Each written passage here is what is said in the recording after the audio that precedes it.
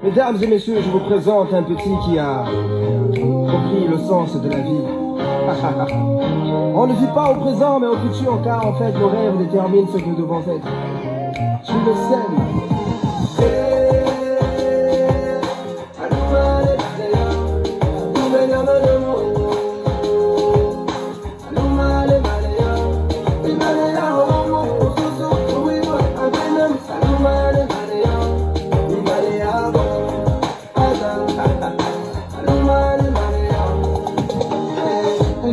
Se lève sur la terre des hommes, j'ai vu des frères et des sœurs descendre dans nos rues, c'était la liberté. Il paraît que mon ami n'a pas été réélu. Fini 50 ans de règne, fini la dictature. Je vis de la fierté chez nos pères, la joie chez nos mères, et l'espoir renaître chez nos frères et sœurs. Fini les crimes rituels, fini la gabegie, fini les fausses promesses, c'est une nouvelle ère.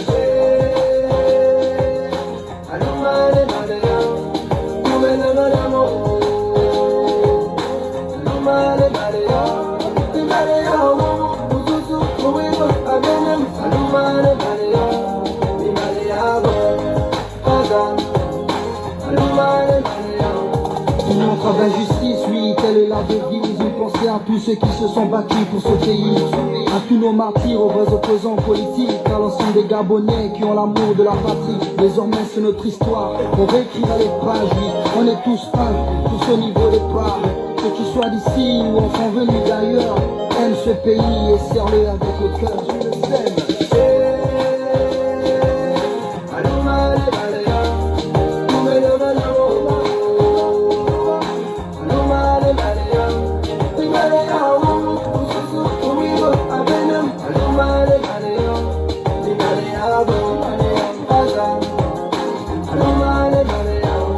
Dans ce nouveau pays, les citoyens sont tous rois.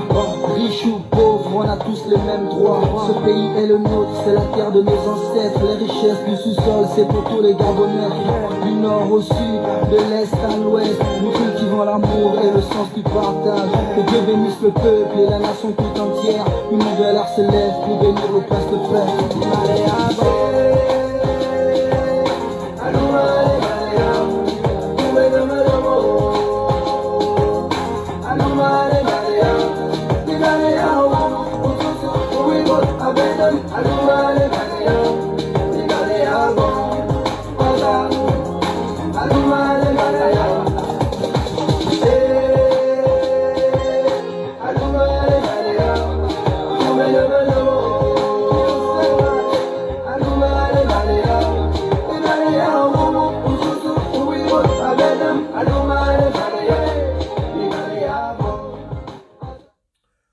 Bonjour grand Edmond Okemvele, merci de me recevoir chez toi. J'ai vu ton message où tu t'interroges sur la véracité de l'information que j'ai diffusée le week-end concernant cette nouvelle modification constitutionnelle planifiée par l'épouse du despote, Sylvia Bongo. Tu te demandais si c'était une farce ou si c'était une plaisanterie. Non, grand Edmond Okemvele, tu me connais. Je n'ai pas la bouille du petit Mayombo, je n'ai pas la bouille de Omar de Funzu, je ne suis pas un comédien. Quand je viens donner une information, c'est qu'elle a été pesée et sous-pesée. Sylvia Bongo est en train de vouloir modifier la Constitution. Elle est en train de vouloir triturer la Constitution pour la énième fois. Comme tu le sais, elle avait déjà fait avec la dépénalisation de l'homosexualité et d'autres dispositions qui ont été prévues dans la loi fondamentale. Et là, elle aimerait modifier le mode du scrutin au Gabon, le scrutin présidentiel. C'est-à-dire que désormais, ça va être les députés, les sénateurs et les élus locaux qui vont voter le président de la République. Elle a décidé de commun accord avec son mari qui est devenu sa mascotte parce qu'il ne décide plus de rien. Et elle a mis 4 milliards de francs CFA sur la table. Et connaissant la corruptibilité légendaire de nos députés qui n'ont pas de patriotisme. Je pressens que cette loi passera comme une lettre à la poste. En réalité, Sylvia Bongo nous tripote les couilles. Sylvia Bongo est en train de nous tripoter les couilles grâce à Edmond Okenvele. Elle est en train de peser même les couilles pour voir si ça pèse quelque chose. Si les couilles des Gabonais pèsent quelque chose. Parce qu'elle sait que nous ne sommes rien. Elle sait que nous sommes des matamores. Elle sait que nos couilles ne pèsent pas lourd. C'est pourquoi elle fait ça. Grand Edmond Okenvele, tu as voyagé. Tu suis l'actualité internationale. Tu sais que c'est que cette femme-là est en train de faire au Gabon. Elle ne le ferait jamais ailleurs. Il n'y a qu'au Gabon où on accepte ça. Parce que nous sommes toujours là, à jouer les indolents, à lui faire des salamalek. C'est normal. Si tu joues avec le chien, il te léchera la figure. Si tu joues avec le chien, il te léchera la figure, allais-je dire. On a joué avec le chien, et voilà qu'il nous lèche la figure. Parce que les Gabonais n'ont pas de couilles. Parce que même les généraux, là, ils sont tous des recto verso. On les renverse sur le canapé, et puis on met ça dedans. Ce ne sont pas des hommes. Ce ne sont pas des hommes. Ils ne sont pas couillus. Leurs couilles, ce sont des enveloppes vides. Qu'on ne peut même pas gonfler. À beau pomper, ça ne pourra pas gonfler. Ils n'ont pas de couilles. Tous les généraux qui sont là. Et Sylvia Bongo le sait. C'est pourquoi elle fait ça. Ailleurs, on ne peut pas faire ça.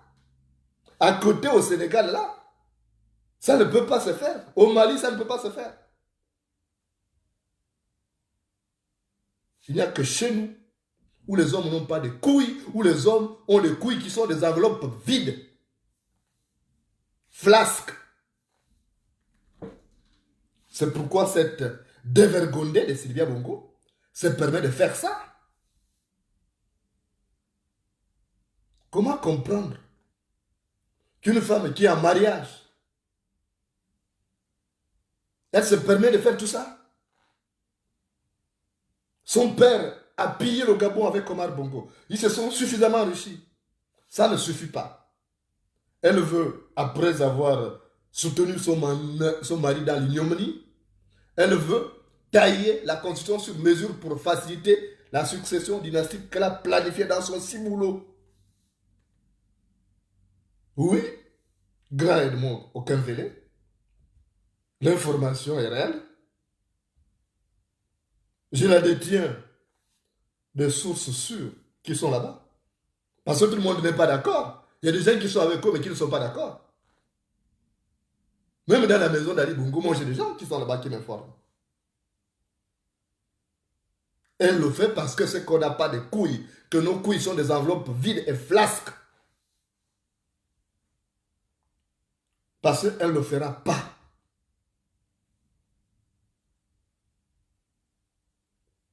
Elle ne le ferait pas ailleurs. Même au Cameroun, là, tu as entendu ça? Tu as vu tout le désordre qui se passe au Gabon? Ce n'est pas la xénophobie. Mais tu vois le désordre que les étrangers foutent au Gabon? Sylvia Bongo est d'abord française arménienne. Tu ne peux pas venir en mariage chez les gens et foutre le bordel qui se passe là. C'est parce que les Gabonais n'ont pas de couilles. Les hommes du Gabon n'ont pas de couilles. Ils sont tous des recto verso. On les renverse sur le canapé et on met ça. Voilà pourquoi elle se permet de vouloir faire ça. Elle nous tripote les couilles. Elle pèse. Elle sait que ça ne pèse rien. Elle sait que cela c'est rien. C'est flasque.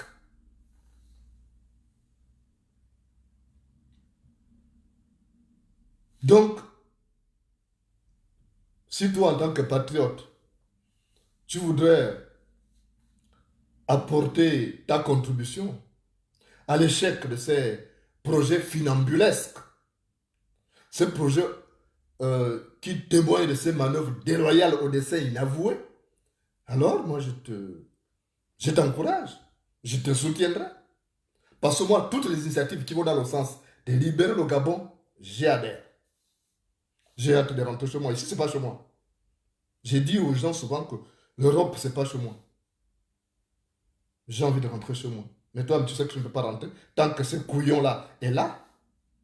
Parce que le chat ne va pas danser au salon du chat. Le chat, la souris ne va pas danser au salon du chat. Non. Donc, c'est que Sylvia Bongo fait là. Elle nous tripote les couilles. Elle veut voir si ça pèse. Elle sent que ça ne pèse pas. Parce qu'un homme, ce qui manifeste, ce qui caractérise la vigueur de l'homme, ce sont ses couilles. Mais quand c'est flasque, quand c'est vide, la femme néglige même. Mais quand elle nous lance ces défis, on doit agir vigoureusement. Quand une femme vient pipoter tes couilles, mais il faut lui montrer que tu es un homme vigoureux. Touche-lui les seins.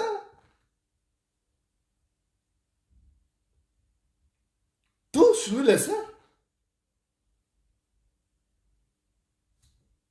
Sylvia Bongo fout du bordel au Gabon. Elle fout du bordel avec la complicité des imbéciles gabonais, ces pauvres corrompus jusqu'à Mollet Pinière qui ne pensent pas que le pays est quelque chose de plus sacré. Ils ne voient que de l'argent. Mais grand Edmond Okemvele, si nous tous on ne voyait que d'argent, il n'y aurait plus personne pour parler au Gabon. Si nous tous on ne pensait qu'à l'argent, on ne penserait pas à l'argent. On ne serait pas dans ce combat. Si nous étions comme ces imbéciles qui entourent Sylvia Bongo, dans la bêtise, ils la soutiennent. Personne ne peut dire que non, cette femme-là, sa place, c'est à la cuisine. Mais la place de Sylvia Bongo, c'est à la cuisine pour préparer à manger à Ali Bongo. Dans son ciboulot, il n'y a rien. Elle a quel niveau? Pour être régente du Gabon, elle a quel niveau? Si elle était en France, elle serait juste une simple escort girl.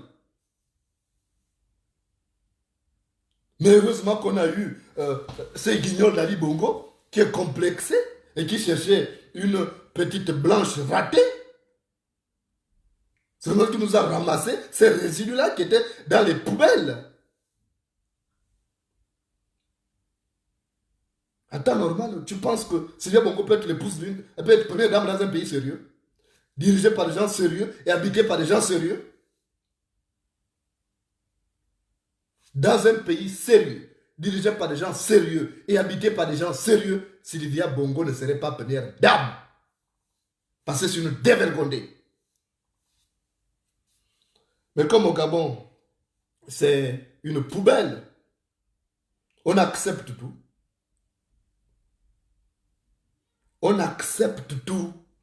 Voilà, elle veut modifier la constitution. Parce que c'est quoi le projet à long terme? Que cache cette idée de vouloir modifier le mode électoral?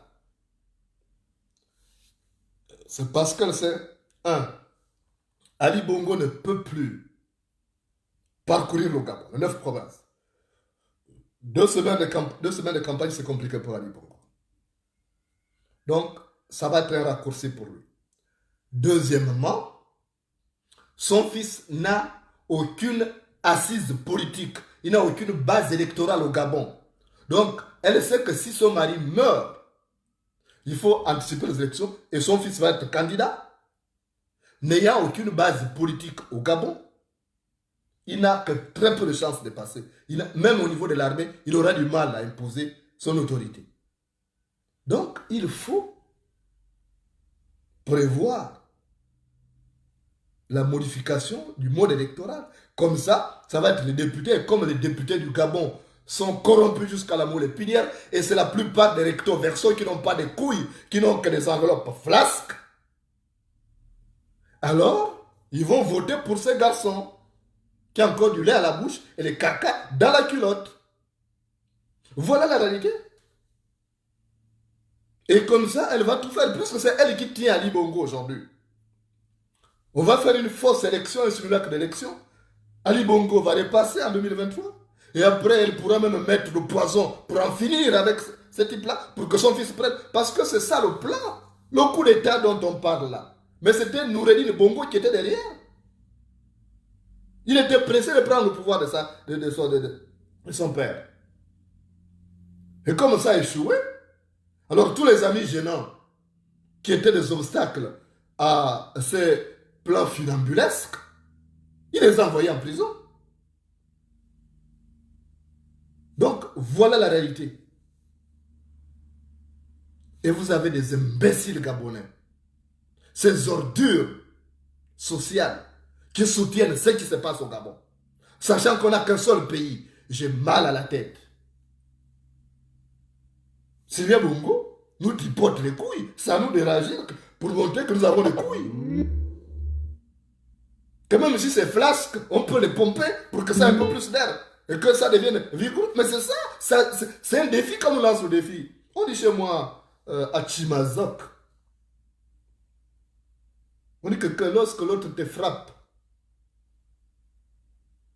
le régime des palmes, tu le rends le porc-épic. Si l'autre te tape le régime des palmes, tu le tapes aussi le porc-épic. Mais elle est en train de nous défier. Et elle ne recule devant rien, cette dévergondée, cette fumeuse de chambre-là. Elle ne recule devant rien. Elle ne recule devant rien. Parce qu'elle n'a pas encore vu le danger. Elle ne sent pas une force en face. Donc elle avance méthodiquement. L'antilope qui n'a pas encore vu le lion a sa manière de courir. L'antilope qui n'a pas encore vu le lion a sa manière de courir. Grand Edmond Okenvele, prenez cette information au sérieux. La plupart des choses qui sont arrivées, j'ai eu souvent la peine de vous prévenir, de dire attention. Voilà ce qui arrive.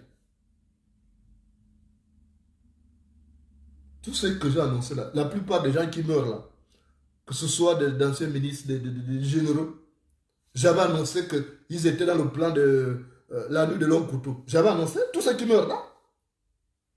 Même le colonel qui vient de nous quitter en Europe là, en France. J'avais annoncé qu'il était dans le machin. Moi, mais j'ai pris mon téléphone, je l'ai appelé. Parce qu'à l'intérieur de ces systèmes, il y a des gens qui sont des patriotes, mais qui n'ont pas le pouvoir d'agir. Qui me disent, Jonas, toi tu as au moins la parole qui porte. Voilà ce qui se trame ici. Il faut rapidement dénoncer ça. Il y a des Gabonais, tous ne sont pas corrompus. Tous ne sont pas corrompus. Il y a des vrais Gabonais à l'intérieur de ce système. Maintenant, comme nous, les hommes du Gabon, on n'a pas de couilles. Elle joue avec ces couilles-là. Mais il faut démontrer à cette dévergondée de Sylvia Bongo qu'un enfant peut jouer avec le sein de sa mère, mais pas avec les testicules de son père. Un enfant peut jouer avec le sein de sa mère, mais pas avec les testicules de son père. Il faut montrer ça à cette dame-là. C'est dommage. On va perdre ce pays. Nous l'avons déjà presque perdu. Il faut qu'on le récupère. Parce que ce n'est plus notre Gabon, ça.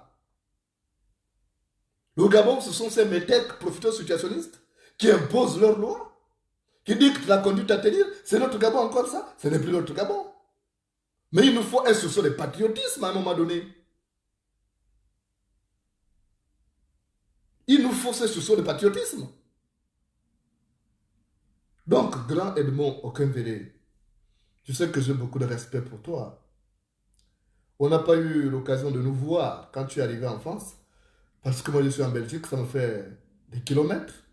Et en plus, je suis moins présent là où il y a des Gabonais, parce que ma vie ne tient qu'à un fil. On aura l'occasion certainement de nous voir. La prochaine fois que tu viendras en Europe, fais-moi signe. Il nous faut libérer ce pays à n'importe quel prix. À n'importe quel prix, on doit libérer le Gabon. Qu'on dribble à gauche ou à droite, l'essentiel c'est de marquer le but. Qu'on dribble à gauche ou à droite, l'essentiel c'est de marquer le but. On doit recourir à tous les moyens, même les plus extrêmes, pour libérer le Gabon. À ce niveau, nous avons besoin même d'une violence réparatrice des injustices. À ce niveau, le niveau que nous avons atteint, compte tenu de l'entêtement de ceux qui sont en face, parfois on aura besoin d'une brutalité réparatrice des injustices. Parce que nous avons affaire à une bande de brutes, mus par un instinct bestial. Et vous voulez qu'ils comprennent quelle langue? Quelle langue ils doivent comprendre? On a dit qu'Ali Bongo ne peut plus tenir le Gabon. À temps normal, qu'Ali Bongo tenait sur ses guiboles, il n'a pas pu développer le Gabon. À temps normal, quand il y avait encore beaucoup d'argent dans les caisses d'État, Ali Bongo n'a pas pu développer le Gabon. Alors, c'est au moment où il est malade, au moment où il n'y a plus d'argent, qu'Ali Bongo va développer le Gabon. Maintenant, il faut le faire partir, il faut le décharger de cette lourde responsabilité. Il faut le décharger de cette responsabilité. Et s'il ne veut pas le décharger, quand un bouc ne se soumet pas, on l'attache à un arbre. Quand un bouc ne se soumet pas, on l'attache à un arbre. On va toujours passer le temps à dire oui, machin. On va laisser cette dévergondée là, de Sylvia Bongo. Elle ferait ça en France? Elle ferait ça en France? Vous avez vu une première dame faire ce que Sylvia Bongo fait au Gabon? Vous avez vu ça? Vous avez vu Brigitte Macron faire ça? Est-ce que vous avez vu la femme de Chirac faire ça? Bernadette Chirac. Vous l'avez vu faire ça? Donc, à un moment donné, il faut qu'on soit cohérent sur notre pays, le Gabon. Celui qui n'a qu'un seul cache-sexe craint que la pluie le mouille. Celui qui n'a qu'un seul cache-sexe craint que la pluie le mouille. C'est pourquoi, à mon avis, on doit concentrer nos efforts sur la libération du Gabon. Mais la libération du Gabon ne viendra pas par voie électorale. Je vois des gens qui parlent des élections là. En 2009, Ali Bongo s'est imposé. Il était troisième. Il s'est imposé avec le concours de la France de Nicolas Sarkozy. Il a tué 82 personnes à Port-Gentil. Vous le savez. J'ai été là-bas, jusque là où il y a le charnier, je suis arrivé. En 2016, il a répété et il a multiplié le chiffre là par 3 ou 4. En 2023, c'est combien de morts? En 2023, on aura besoin de combien de morts encore? Combien de morts faut-il pour qu'on comprenne que le changement au Gabon ne viendra pas par voie électorale, que tout est verrouillé et que ces gens ne sont pas là pour organiser l'élection et la perdre. On doit concentrer l'argent. L'argent que les gens vont mettre, les 20 millions qu'on met pour la campagne là. Il faut lancer des actions pour pourrir le climat, qu'il n'y ait pas d'élection. Pour que cette communauté internationale là puisse enfin regarder la situation du Gabon. Et qu'on ne peut plus aller avec ces guignols là. Emmanuel Macron avait fait venir Ali Bongo à l'Élysée. C'était pour faire constater aux Gabonais et aux autres que ce type ne tient plus. Il a failli tomber. C'était un piège. Moi, je discute avec les diplomates. C'était un message envoyé aux Gabonais. Mais les Gabonais ne suivent pas. Les Gabonais ne suivent pas. Ils sont toujours dans la distraction. C'était un message pour lui regarder. Si Emmanuel Macron n'avait pas tendu le bras comme ça, il serait tombé. C'était pour montrer qu'il ne tient plus. À vous d'agir. Mais comme on n'a pas de couilles, on est incapable d'aller dans les actions. Il y a des gens qui parlent d'aller aux élections. Ils ont l'argent pour les élections. Mais ce sont des collaborateurs d'Ali Bongo. Ce sont des collaborateurs du régime. Je suis désolé. On va faire la contre-campagne. On fait la contre-campagne. Tous ceux qui vont se mettre à soutenir le projet d'aller aux élections pour faire massacrer les Gabonais, ils nous auront sur leur chemin. On va les taper sérieusement. On ira fouiller jusque dans leurs sous-vêtements. Parce que le combat qui mérite d'être mené en ce moment, c'est celui de dégager ce type-là. Il n'y a pas à dire d'aller aux élections. Il n'y a pas eu meilleur opposant que Mambundu et Mbabesol. Ils étaient mieux organisés que tous les autres opposants. Parce que leur cabinet, c'était un gouvernement. Ils n'ont pas pu prendre le pouvoir. Alors, ils n'ont pas pu prendre le pouvoir. Sur quoi vous vous appuyez, vous qui parlez d'élection là-bas? La fameuse communauté nationale qui vous lâche après? Il faut mettre la communauté nationale là devant le fait accompli.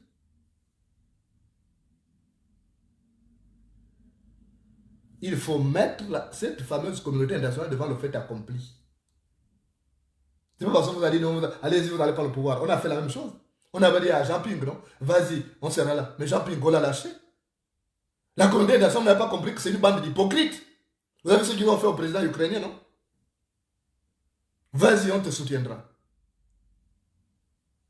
Donc, si Pierre Mambundu, Paul Mbabessol, André Mbaobam n'ont pas pu prendre le pouvoir, je ne vois pas, ce ne sont pas les opposants que nous avons aujourd'hui qui prennent le pouvoir devant Ali Bongo. Ce n'est pas possible. Il a fait venir des armes encore, il a fait venir des mercenaires, il a fait venir des stocks de poison. Donc, vous ne retenez pas la leçon. On te trompe une fois, la deuxième fois, c'est toi-même. On te trompe une fois, mais la deuxième fois, c'est toi-même.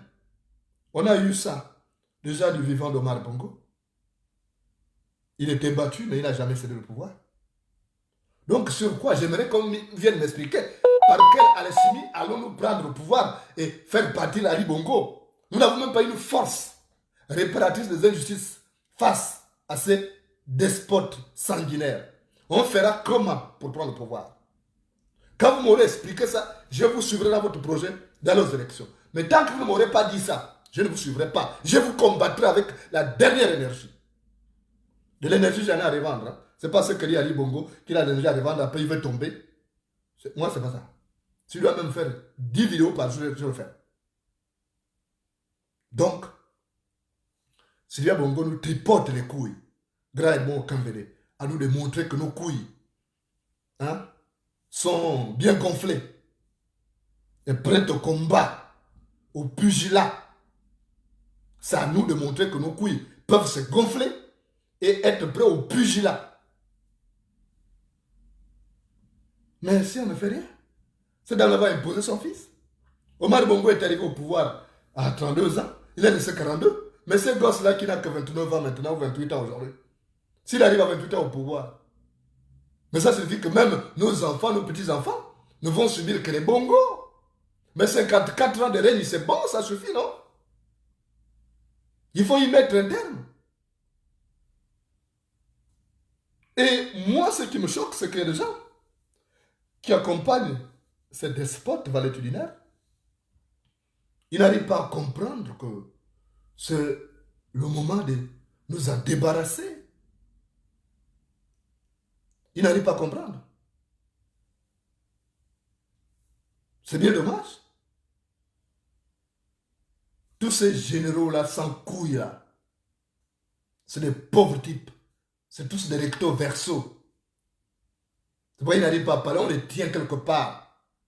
Parce qu'avant d'avoir le galon, on les renverse sur le canapé et puis on met ça. Ça, c'est des hommes, ça. C'est ça, des hommes. Ils font semblant d'avoir des femmes à la maison. Alors que ce sont des matelas. Donc, on ne doit plus suivre ce que les gens là font là. C'est un sac d'embrouille. Même ce que les gens là font là, oh, journée de ceci, journée de cela. Mais c'est un sac d'embrouille. Ils utilisent la ruse pour continuer de garder ces despotes à la tête du pays. Et comme ça, ils vont continuer de siphonner les caisses de l'État. C'est tout. C'est une stratégie. Ils savent qu'Ali Bongo ne tient plus. Quelqu'un qui prend 9 comprimés par jour pour tenir 2 heures de temps, c'est ça, on a besoin de ça à la tête du pays. On a besoin de quelqu'un, on a besoin d'un vaillant, de quelqu'un qui est lucide à la tête du pays, qui est bien portant. Je suis désolé, pas quelqu'un qui somnole. Si celui qui surveille le champ des maïs s'endort, les singes en font la fête. C'est ce que nous avons avec ces despotes-là. Donc, moi, je suis venu te dire que l'information là est vraie, et que Sylvia Bongo est en train de nous tripoter les couilles, alors pompons nos couilles, et puis soyons prêts au combat contre cette dame-là, pour lui montrer que l'œuf ne se bat pas contre la pierre, pour montrer à Sylvia Bongo que l'œuf ne se bat pas contre la pierre. Voilà.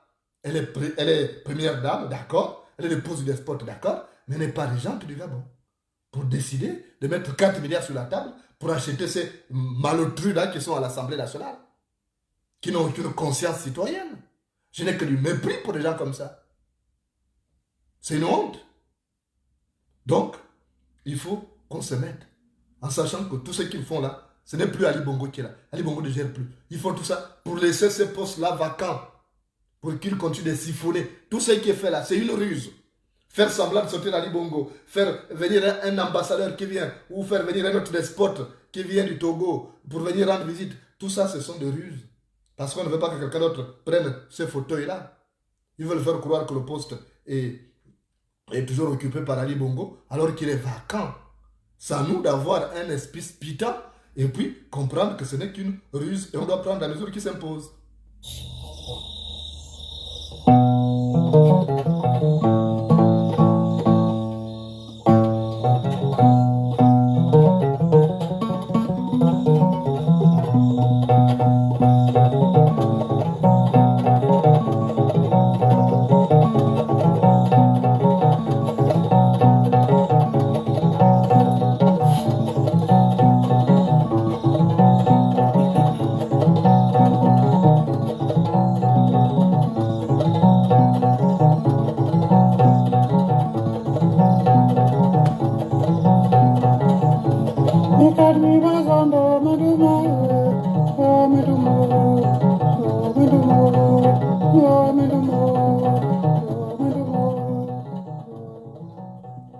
Alors mon cher grand Edmond Okenvele, tu sais que je t'aime bien.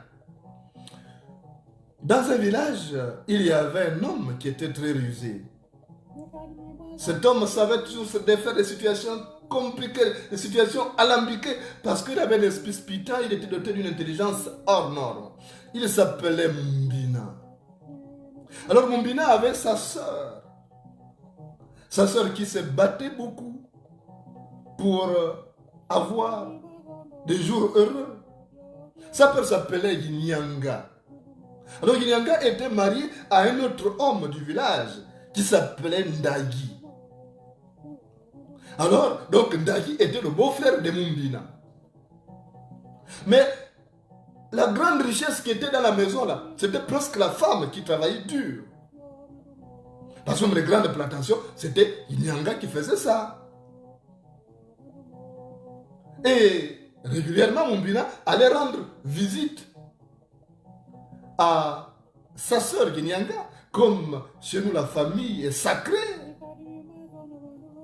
Donc un jour, au cours de sa visite chez sa sœur Yinyanga, chez son beau-frère Ndagi, il a suivi une discussion entre deux. Et Yinyanga disait à son mari Ndagi, il dit, chéri Coco, si je meurs là, combien de temps mettras-tu pour te remarier?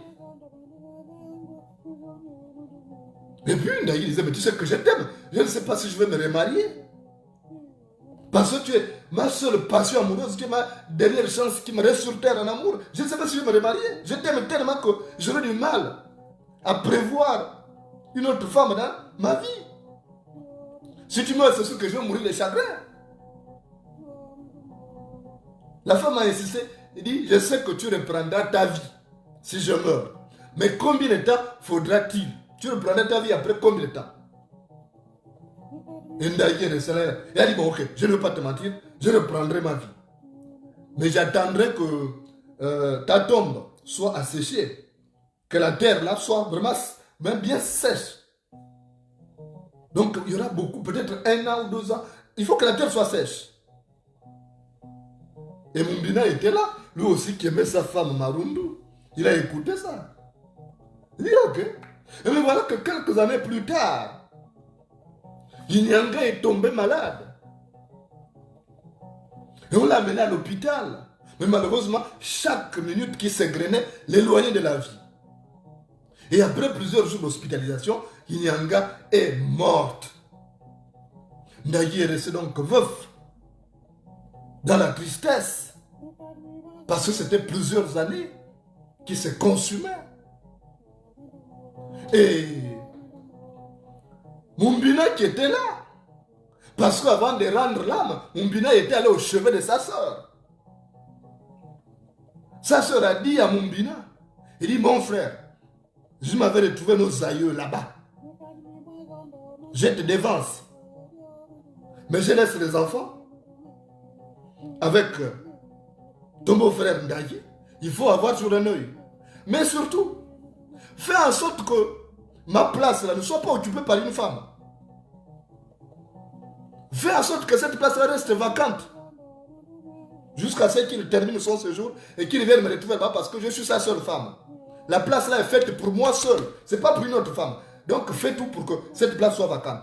Chaque jour que Dieu va faire, tous les 2 jours, tu vas à la tombe, là où on va m'enterrer. Tu vas toujours verser de l'eau.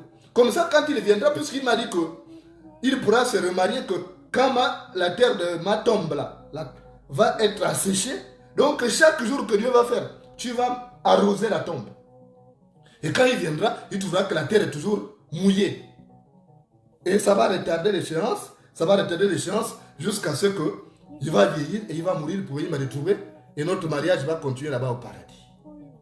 Alors le sacré Mumbina a compris. Donc une fois qu'on a enterré sa sœur, Yinyanga, tous les 2 jours, il a avec un récipient arrosé la terre. Et chaque fois que Ndaye venait, il trouvait que la terre n'était pas sèche. Chaque fois, il trouvait que la terre n'était pas sèche. Il dit, mais je ne comprends pas. Et pourtant, ça fait longtemps qu'on a enterré ma femme.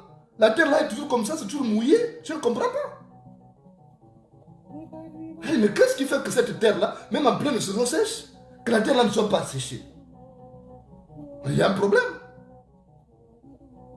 Et il est reparti, il revenait, 1 an, 2 ans, 3 ans, la terre était toujours asséchée. Et il ne pouvait pas, comme c'était un serment, parce que la parole de séparation, là, quand elle est sacrée, il ne pouvait pas trahir la femme, parce qu'il avait pris cet engagement de ne pas se marier tant que la terre sera mouillée. Et c'est comme ça que le temps est passé. Et il a vieilli et il est mort de chagrin parce que la terre n'était pas sèche. Il ne savait pas que c'était son beau-frère Mumbina qui venait chaque fois arroser à la demande de sa défunte sœur. Et c'est comme ça que le poste est resté vacant jusqu'à la mort. C'est ce que Sylvia est en train de faire. Elle fait tout pour entretenir l'ambiance autour du despote. Elle fait tout pour que le fauteuil soit toujours occupé par ces fantomatiques Ali Bongo, ces zombies, pour que d'autres personnes ne viennent pas récupérer ces postes-là. À nous de comprendre que ce n'est qu'un zombie et que ces zombies ne méritent plus rester là. Et qu'il y a quelqu'un derrière qui vient arroser. Il faut détecter tout de suite cette personne qui vient chaque fois arroser. Mais c'est Sylvia Bongo qui nous tripote les couilles. À nous de montrer que nous avons des couilles qui peuvent se gonfler et entrer en pugilat contre cette petite chipie, excuse-moi l'expression, parce qu'elle ne mérite pas la considération du peuple gabonais. Si elle aimait le Gabon et elle aimait les Gabonais, elle aurait pu demander à son mari d'aller se reposer pour faciliter la transition démocratique, pour que le pays continue de vivre, continue son cheminement sur la voie du progrès, qui consiste à vouloir faire qu'aujourd'hui soit meilleur que demain. Merci, grand Edmond Okenvele.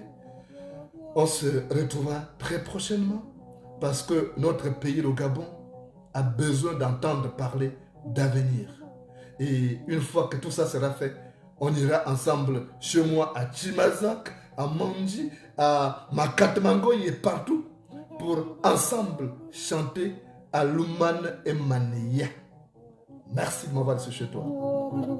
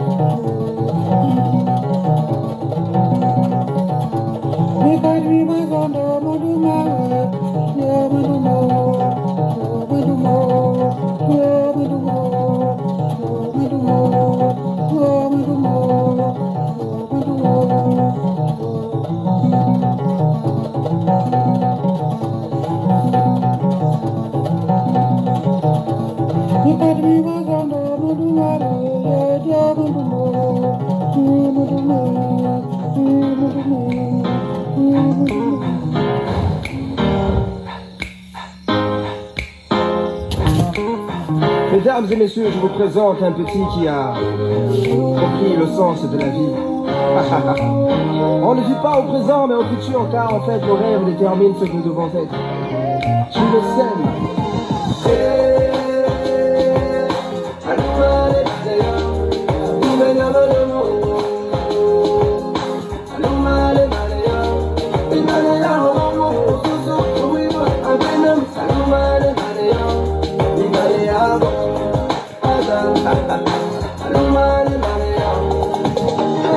Un nouveau jour se lève sur la terre des hommes. J'ai vu des frères et des sœurs descendre dans nos rues, fêter la liberté. Il paraît que mon ami n'a pas été réélu. Fini 50 ans de règne, fini la dictature. J'ai vu de la fierté chez nos pères, la joie chez nos mères, et l'espoir renaître chez nos frères et sœurs. Fini les crimes rituels, fini la gabegie, fini les fausses promesses, c'est une nouvelle ère.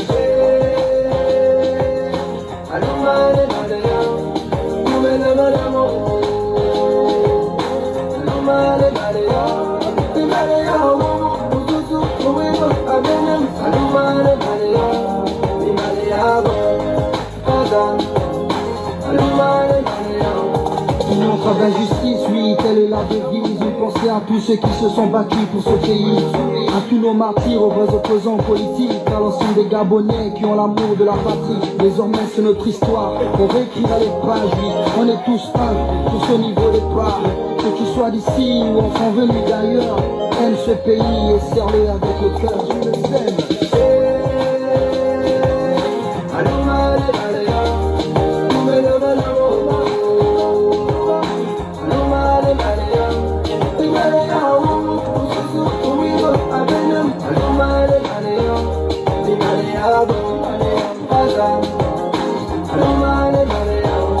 Dans ce nouveau pays, les citoyens sont tous rois. Riches ou pauvres, on a tous les mêmes droits. Ce pays est le nôtre, c'est la terre de nos ancêtres. Les richesses du sous-sol, c'est pour tous les Gabonais. Du nord au sud, de l'est à l'ouest, nous cultivons l'amour et le sens du partage. Que Dieu bénisse le peuple et la nation tout entière. Une nouvelle ère se lève pour bénir le poste frère.